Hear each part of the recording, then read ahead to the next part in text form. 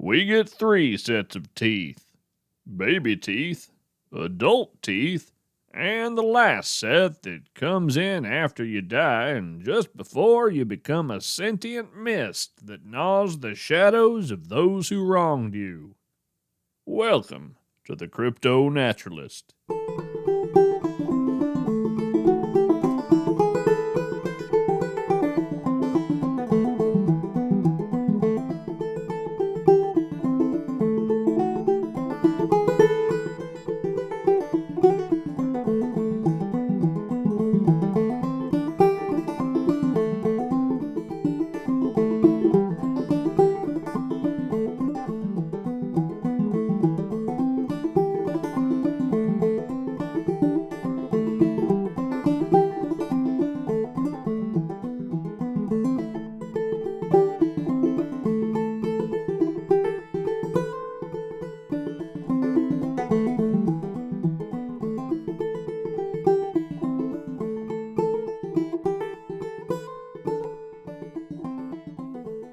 And a fine howdy to you today, listener.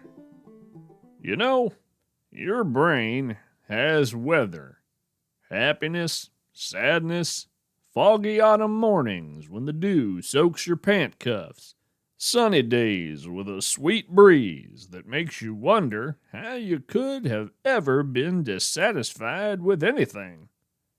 We don't control the weather out in the wide world, and there are plenty of times when we don't seem to control the weather in our own minds.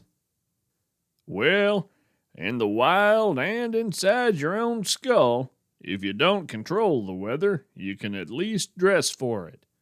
A slicker for the downpour and a warm coffee with a dog-eared old friend of a book for days when the sadness blows in over the mountains.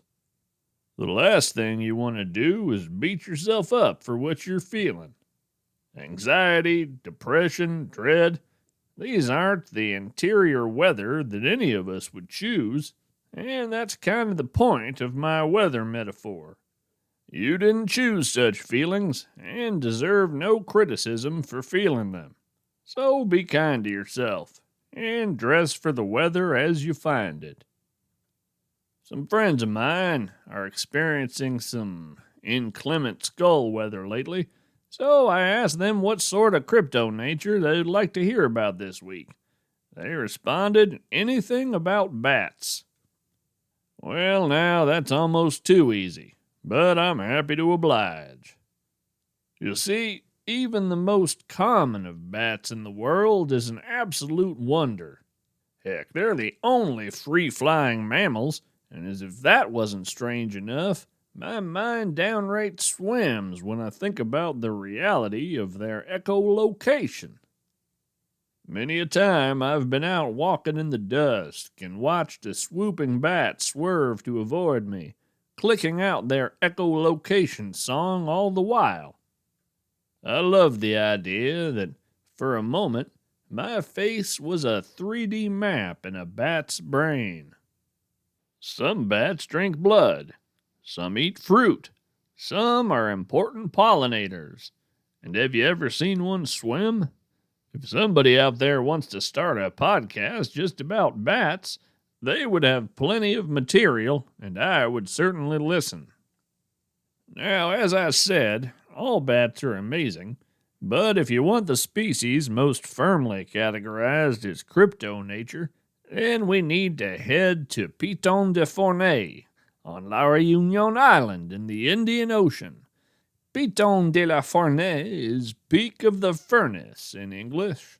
It's one of the most active volcanoes in the world, and one of the very few places on Earth you can get a glimpse of the Obsidian bat, a terrestrial roosting cosmic bat known for its seclusive disposition and its wonderful propensity for eating colossal low-orbit mosquitoes. Trust me, we need something to eat low-orbit mosquitoes.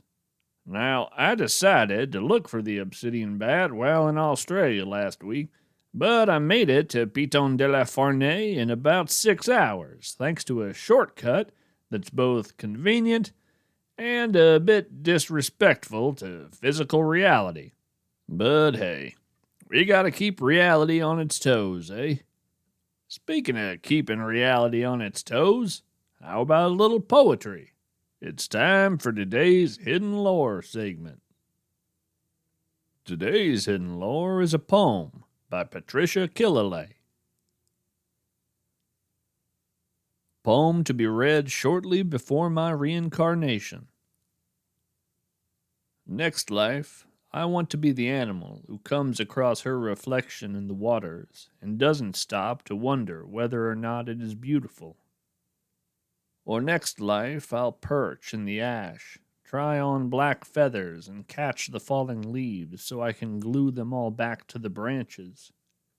Maybe next life I'll become the white ghost deer crossing ice sheets all winter to reach the promise of spring on the other side. Or next life, I'll find a way to use my whole body to speak in vibrations, like a spider or a cicada, and I'll make candlelights flicker just to let you know I'm still around.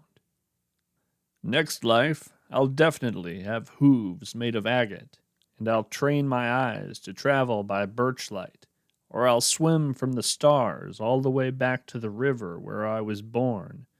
It shouldn't be too hard to find me again, because in the next life, I'll become the first moth to finally reach the moon, the first flake of snow to melt on your tongue. Will you meet me there too? Will you glow there beside me? Will you become the waters I gaze into, or the ash? Will I find you again in the falling leaves, or in the flicker, next life?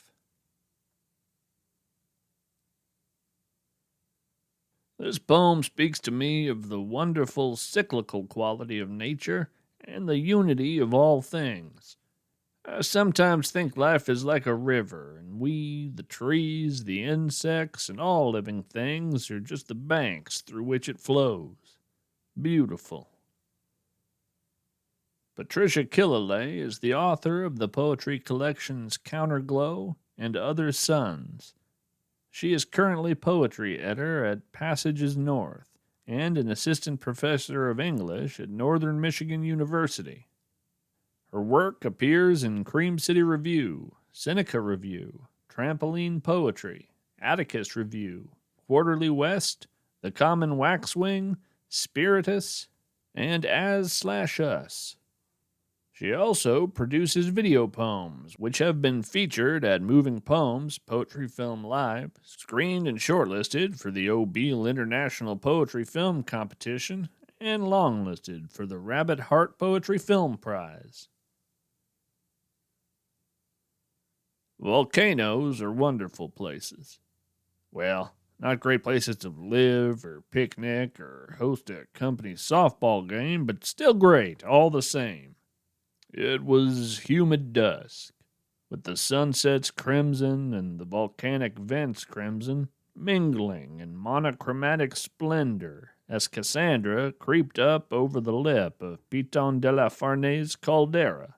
We drove down among the many craters and spatter cones, seeing the occasional flash of iridium-rich lava here and there about the place. Now, you might be asking, should you drive into the caldera of an active volcano? No. Can I explain to you how Cassandra is able to do it? Well, based on the omnidirectional scowl I feel descending upon me as I speak these words, I suppose the answer is no. Suffice it to say that my friend and vehicle offers me some unparalleled views of this incredible planet, and I'm fortunate to know her. Now, normally, in these situations, I prefer to leave Cassandra and find a place of concealment from which to watch for the cryptid in question. But this time I opted to stay inside and remain uncooked. In any case, as far as I know, the obsidian bat doesn't have any predators, so I didn't imagine it would feel threatened by one out-of-place RV within the caldera. You may have noticed that I say the obsidian bat rather than an obsidian bat. That's because, as far as we know, there's only one. A notch-eared old giant with 100-meter wingspan.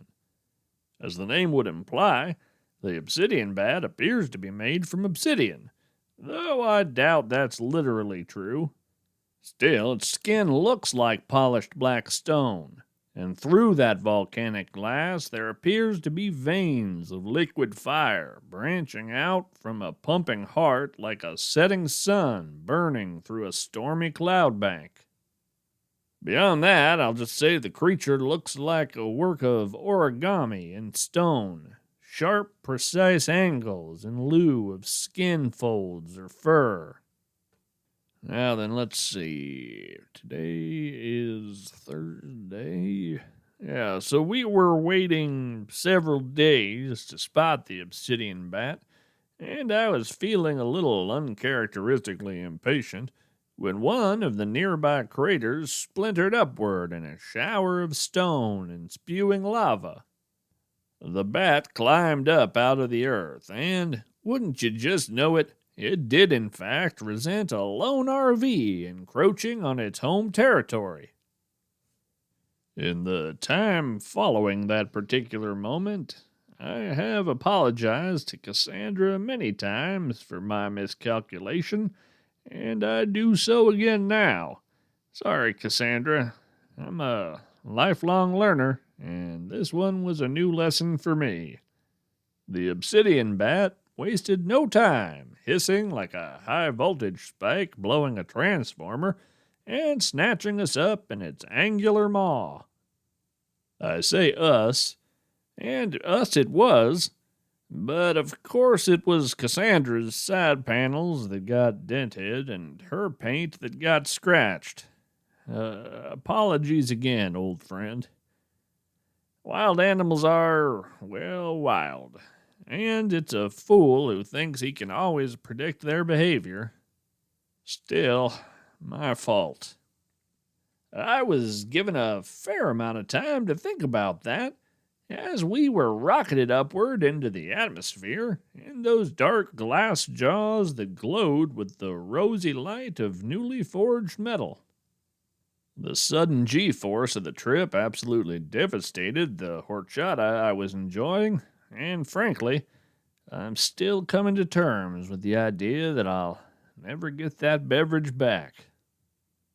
Now, next thing I knew, we were high enough to see the curvature of the Earth, and Cassandra and I were discussing her possible aptitude for being a spacefaring vehicle, when, thankfully, we were saved by the presence of the obsidian bat's preferred prey, a low-orbit mosquito.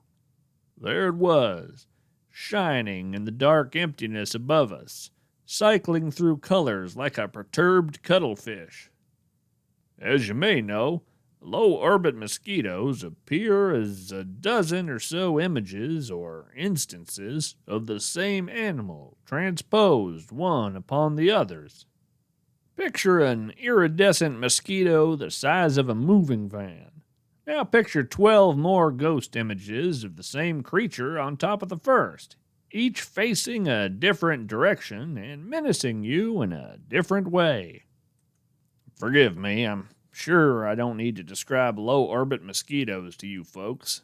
I imagine they're ubiquitous enough at this point to feature in most grade school discussions of common critters. Anywho, the magnificent bat released us to pursue the probability-bending insect, and we began tumbling back toward terra firma, a process I'm told is hot and uncomfortable, particularly on the tires. Again, Cassandra, I'm sorry. Well, eventually our parachute deployed and we had a leisurely descent into the Indian Ocean, wherein I am now recording this broadcast. There you have it. An obsidian bat, a low-orbit mosquito, a very patient and forgiving RV. The world is full of wonders. Now then, I see we're running out of time, but it seems to be our good fortune to have a new field report to help close out this episode. Let's take a listen. Trillium Spencer reporting on CryptoNaturalist frequency 1158-1. Hold in your hand a pine cone. See it as a city block gently peeled from the earth and rolled into a conical shape. See the tiny buildings jutting out in all directions, delicate wooden architecture pressed lightly into your palm. Smell it. Resin, pine, wood, something earthy, something meant for the sky.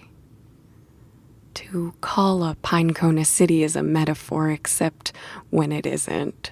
Sometimes that's the literal truth of what it is. A brief story. Some of you will know that I spent the last 16 months in the spiral caves beneath Lake Hope. I went there to see the luminescent subspecies of hellbender salamander rumored to call those caves home.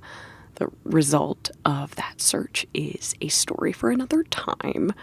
But the point is, I brought a comfort pine cone along with me to remind me of the whoosh of pine boughs catching the summer wind. Such reminders are important deep within the ground. Well, I was scrutinizing this pine cone in the absolute dark of the cave when something glimmered. A tiny square of light, small as a sugar granule. I pulled my magnifying glass and found that one of those building-like fingers of wood was more than building-like. It was absolutely a building, dotted with tiny square windows, and one of those windows had a light on. As you can imagine, I couldn't see much. A square of light, perhaps a row of beige cubicles within, the distinctive waxy green of a lopsided office plant. It's difficult to be certain. As I studied the window, a tiny figure came into view. I believe, based on her swaying movement, that she was running a vacuum cleaner while nodding to the rhythm of music I couldn't hear. She pivoted, gazed out the window, and, small though she was, I felt that instinctive jolt of eye contact as she noticed me looming in the colossal dark beyond her window. I believe she shrugged. She reached for something out of my view, and then the window went dark. A shutter, perhaps? I can't say. 16 months in those caves, and I never saw that light again. Yet you, my peers, my fellow CryptoNaturalists, will know what I mean when I tell you that I do not doubt what I saw. Not for a moment. Trillium Spencer signing off. I'll have to contact Trillium. I was actually inside one of those pinecone buildings once. What's that, Cassandra? Oh, no, I did not shrink. Nothing so far-fetched as that. It was simply a giant pine cone, orbiting a moon in another dimension. Shrinking. You do let your imagination run away with you sometimes, friend. Well, until next time, remember, we're all strange animals. So, act like it.